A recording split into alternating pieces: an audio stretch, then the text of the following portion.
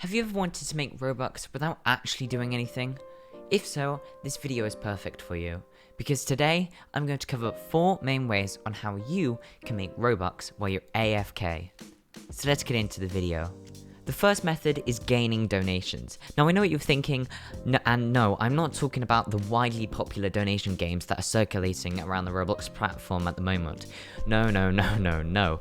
I'm talking about incorporating things such as donation boards into your projects and games. Now I know this doesn't sound like a very reliable solution, but trust me on this, it is. I recently created this project and I decided to add a donation leaderboard.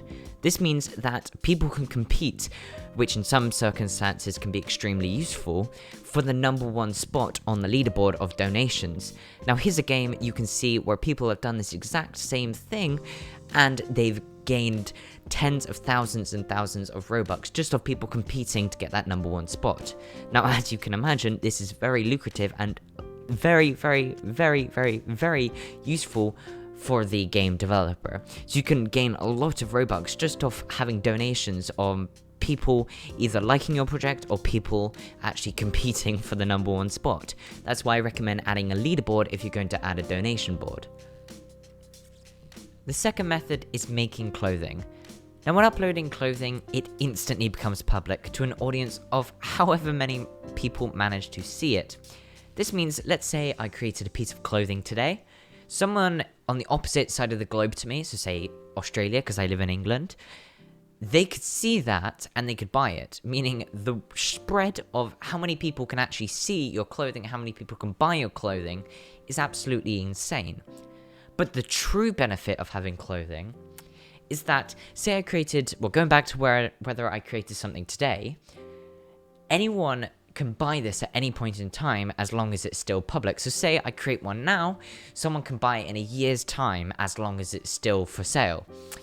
This means that imagine you were asleep and someone bought your clothing, you would technically be making Robux, making money while you're asleep.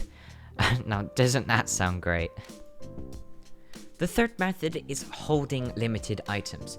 Now I understand that you may not have any limited items, but don't worry at the moment. Just when you can, I really recommend buying them. They're very important in the sense of Roblox, because trading is very important for making Robux. But what I'm talking about is actually holding onto them and not trading them away. For example, I used to hold an item called Catching Snowflakes, which is now valued at around 20,000 Robux, but when I had it, it was only worth around 9,000 Robux. So if I had kept it, it would have doubled and had more in value. So it would have doubled and made more than that. So it's insane. And I mean, here's another example. A wildly popular item is called the Ice Valkyrie, and it originally sold for 20,000 Robux. Now I know you guys most likely do not have 20,000 Robux, but don't worry about that. The same effects have occurred for smaller items, but I'm just using this as an example. But anyway, the Ice Valkyrie is now, at the time of this recording, worth around 250,000 Robux, a huge increase in price. Imagine you bought that for 20,000 Robux at release, as I know some YouTubers did.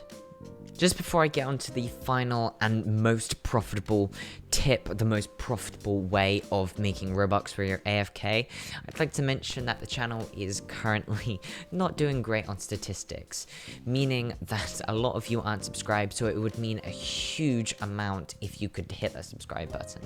Anyway, on to the final one. The fourth and final method of making Robux while you're AFK is creating a game. Now I understand most of you don't want to spend ages making a Roblox game, or maybe you're new, maybe you don't know how. If that's the case, then go check out my YouTube videos. I have fast and easy to follow programming tutorials provided absolutely for free. So you can go check it out at any point, doesn't have to be right now. And you can learn the basics and the advanced parts of building games on Roblox Studio. And this can be very useful because, say a user joins your game, they can buy game passes and they can buy developer products if you implement them correctly. I have a video provided if you'd like to check that out and like to see how you actually do it correctly. But pretty much As I said, if you get enough users to have some people that want to buy stuff in your game, they enjoy it enough to buy stuff in your game, you can make serious Robux. And you don't have to be doing anything.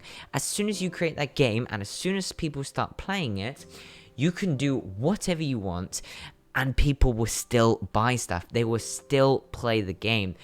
And you don't need to physically encourage them to play the game as long as it's a good enough game, as long as you've already got people playing.